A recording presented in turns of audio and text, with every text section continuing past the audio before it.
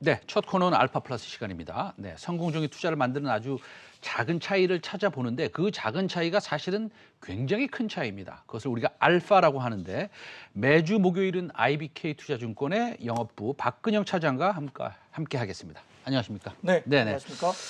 자, 오늘 시장 어떻게 보고 계십니까? 네. 사실 지난달까지만 해도 이제 8개월 연속 상승세였기 때문에 역사적으로 9개월 연속 상승세가 없었다고 합니다. 그러면서 경계감이 좀 다소 이제 올라오는 분위기고요. 기술적으로 봐서는 3,250포인트 정도가 상당히 중요한 지지 라인인데 뭐 이 라인을 깨고 내려간다 보기는 조금 아직은 어려운 국면이 있습니다. 왜냐하면 오늘 같은 경우에 6월 수출 지표가 상당히 견조하게 나와서 하방을 충분히 받쳐주는 모습이고요. 3,300 기준으로 봤을 때 지금 코스피 기준 어닝, EPS가 워낙 많이 올라오고 있어서 3,300 기준으로 보더라도 좀 PER이 한 11.9배 정도 수준입니다. 만약에 지금 우리가 올해 들어서 코스피 기준 고점을 본다면 PER 15배까지 올라갔던 경험이 있기 때문에 그렇게 본다면 뭐 3,300포인트 정도 자체가 아주 밸류에이션이 부담스러운 건 아니죠.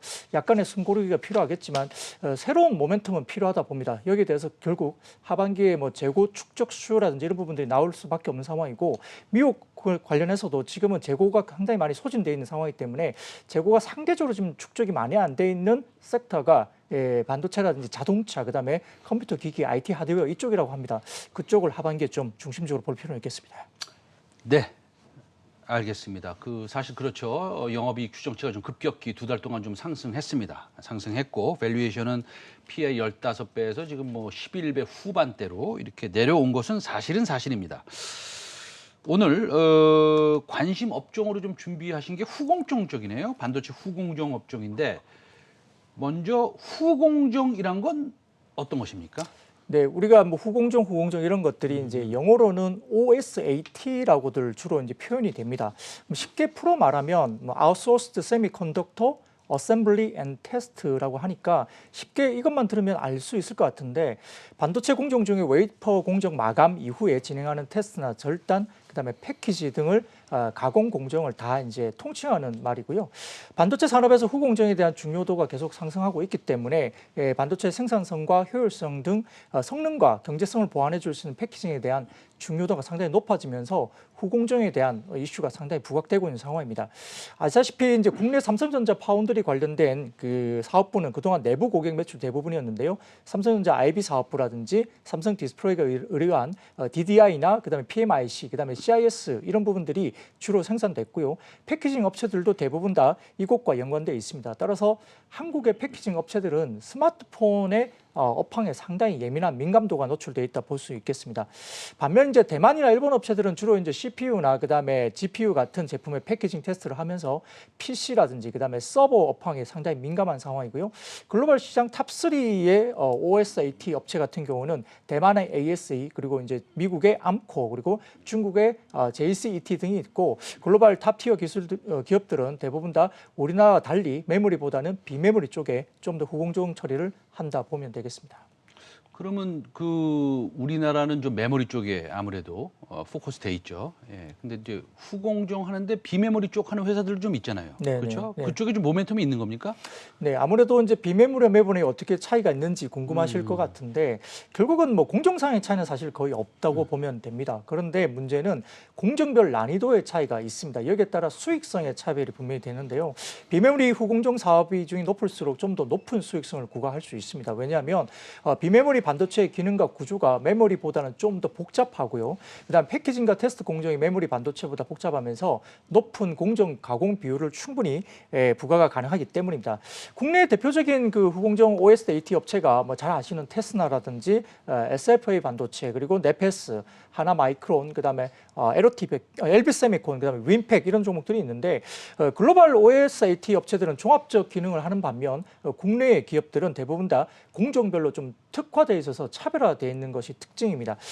국내 전방 산업상 말씀드린 대로 메모리 위주로 사업을 구성하고 있기 때문에 해외 비메모리 업체보다 상당히 좀 수익성이 낮은 상황이고요. 따라서 전반적으로 지금 패키징 기술도 반도체 미세화 공정에 맞춰서 전반적인 전문성이 상당히 기술적으로 부각되고 있기 때문에 새로운 성장 사이클이 하반기 이후에 진입될 가능성이 있습니다. 또한 아시다시피 삼성전자가 파운드리 사업이 확장이 자연스럽게 이루어지면서 OSAT 관련된 업체들의 사업 영역 확대 그리고 처리 물량의 증가가 가능하기 때문에 여기에 대한 기회 모멘텀이 있다 할 수 있겠습니다. 알겠습니다.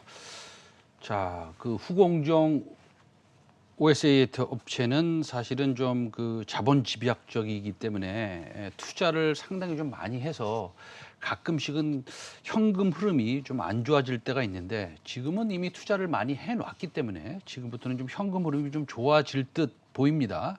그리고 DDR5도 나오지 않습니까? 네. 예. 그런데 그러면 관련 기업들의 실적 전망 어떨까요? 네, 말씀하셨던 포인트가 당연히 중요한 게 있는데 인텔이 오늘 뉴스가 나왔죠.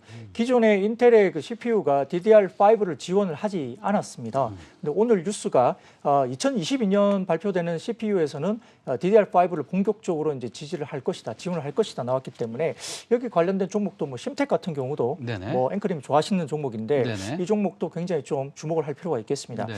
2분기 실적은 당초 예상을 당연히 뭐 소폭 하회할 가능성이 높습니다. 왜냐하면 비메모리 OSAT 업체들이 대부분 다 이제 가동률, 웨이퍼 공급 차질 영향이 있었기 때문에 예상보다 좀 저조할 가능성이 있고요. 아마 이제 주요 고객인 국내 팹리스 제품의 대부분들이 이제 삼성 파운드리에서 제조가 되는데 아시다시피 2월에 삼성전자 오스틴 파운드리 공장이 이제 가동 중단 여파가 있었고 4월에서 5월까지 이제 웨이퍼 관련된 출하가 영향을 있었습니다. 따라서 이제 전체적으로 지금 좀 우려가 있지만 3월부터는 오스틴 공장이 재공장을 시작했고요. 그다음에 OSAT 업체들의 가동률도 지난 5월 달을 바닥으로 지금 올라오는 게 확연하게 지금 확인되고 있습니다. 따라서 전반적으로 이제 상반기에 좀 차질이 있었기 때문에 하반기는 물량을 좀 더 공급 증가를 굉장히 공격적으로 할 가능성이 있기 때문에 여기에 대한 기회 요인이 있을 것 같고요. 또한 이제 조금 상반기 가동률이 상대적으로 높게 유지되는 것이 DDI 제품군입니다. 이런 부분에 대해서 하반기에 소폭 후공정 가격 인상까지 가능하다는 점도 모멘텀입니다. 따라서 하반기 이후 내년까지의 높은 영업이익 증가세가 기대된다는 점에서 이 관련된 후공정 업체들에 대한 관심이 필요한 상황입니다. 알겠습니다. 그 후공정하는 회사들 상당히 많아요. 지금도 보셨지만, 근데 이제 패키징하는 회사는 한 뭐 대여섯 개 정도 될 것 같습니다. 그럼 한 대여섯 개 중에서 지금 제일 좋아하시는 탑픽으로 꼽으실 만한 종목은 어떤 거가 있습니까? 네, 최근에 이제 수급적으로 보면 네페스가 좀 최근에 수급이 잘 들어오면서 주가 움직임도 견조하긴 합니다. 다만 네페스가 이제 2분기 20억 정도의 영업 적자가 예상되고 있는 상황인데 이걸 벗어나고 나면 하반기부터는 지금 팬아웃 그 PLP 관련된 매출에 대해 주목을 하면서 최근에 수급이 들어온 모양이고요. 오늘 조금 제가 주목할 종목은 그 LB 세미콘입니다. 그 말씀드렸듯이 이제 지금 1분기 비수기에도 불구하고 DDI 쪽에 상당히 견조했기 때문에 후공정 업체 중에서는 DDI 쪽에서 상당히 지금 견조한 수요가 이어지면서 조금 차별화되고 있는 상황이고요. 전년 대비 매출과 영업이익이 증가를 했습니다. 또한 이제 신규 어플리케이션 관련된 CIS나 AP 가동이 본격적으로 시작되면서 하반기에 기대감을 높이고 있는 상황이고요. 테스트 매출이 전년 동기 대비 39% 증가하면서 부진한 PMIC 부분을 충분히 상쇄하고 있다는 점도 주목할 필요가 있겠습니다. 알겠습니다. 자, 그 2분기 괜찮게 나올까요? 어떨까요? 네.